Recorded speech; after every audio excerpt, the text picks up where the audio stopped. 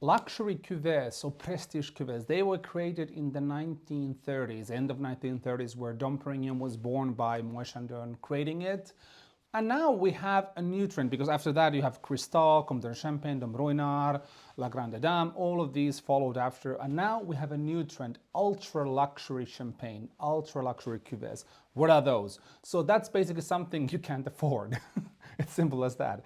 And there are two ways to end up there. One is that you create something, or then something just ends up there, and we're going to cover both of them. First of all, we can start by mentioning Salon. That was actually the first, in a way, ultra luxury cuvée at its time. The first vintage was 1905, and it was just made for one man from one grave, from one village, which is Le Mesnil, and it was that. And today it is the basically one of the highlights of the ultra luxury lifestyle. It is a Salon. You need to pay 1,300 euros for a bottle of a fresh vintage. They only make 60,000 bottles, so it's limited. And there is something of the taste where you build this on, because old Salons are completely and utterly amazing. If you haven't tasted them, please do. That is where they actually can build on top of that. Same with Krug. Krug created Clos du Ambonnet, that is anywhere from 3,000 to 7,000 depending where you're drinking it,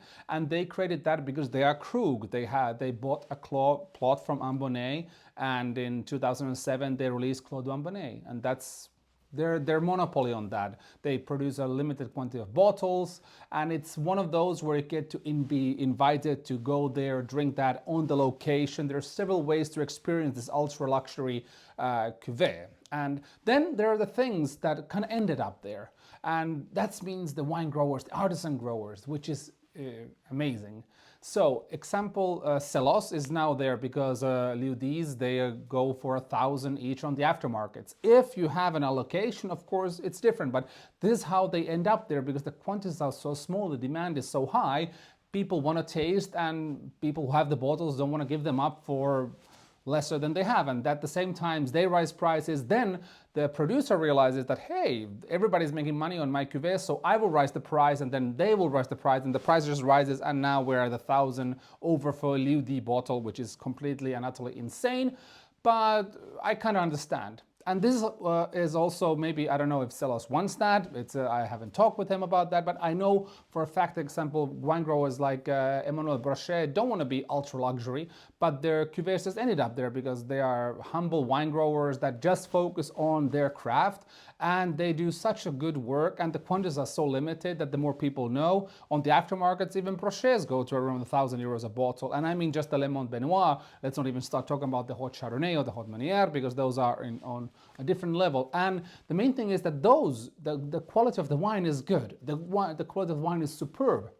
At the same time, on the ultra luxury, there's also some which is, if you have something different like Jérôme Prévost Facsimile Rosé Sagnier from Pinot Meunier, actually it is a good champagne, so that one is also going for around 1,000 on the aftermarket, so that's an ultra luxury item also, which is completely insane. It's a grower champagne, it's a Meunier, but it's 1,000, so yeah, this is a genre, and I think we're going to be seeing even more growers doing this, because in 10 years ago, Vincent Laval created a cuvée that he wanted to sell for the Asian market because they was asking something that is around 1,000. So he created a cuvée, and that's it. It's this one. So yeah, there is so many different ways to end up as a luxury, ultra luxury cuvée. But personally, I have a difficult, because I even had a difficulty to pay 350 euros for Salon.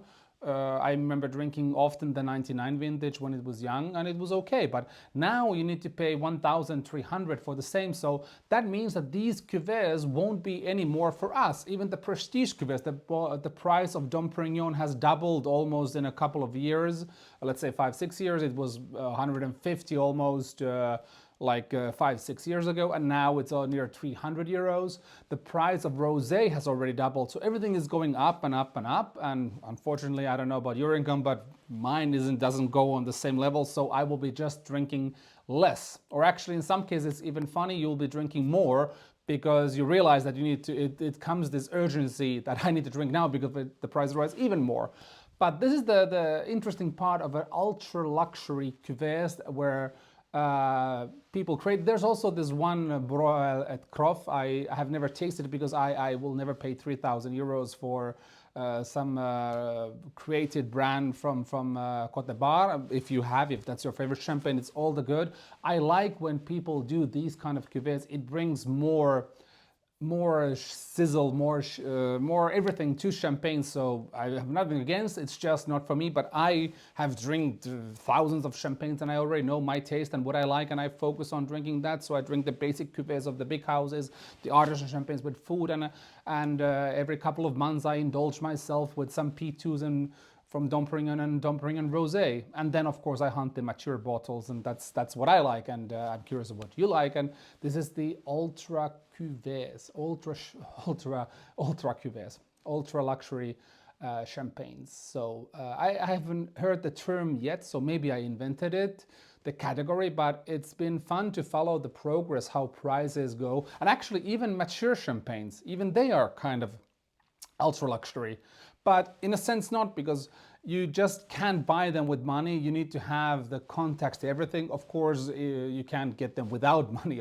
That's a thing, but they're not something created. That's where you cannot cheat. It's not something that you can just manufacture today. 80s Dom Pérignon, you need to make it at the time. It needs to age. There's something that you're actually paying for the time and everything, instead of a man-made rarity or whatever. So yeah.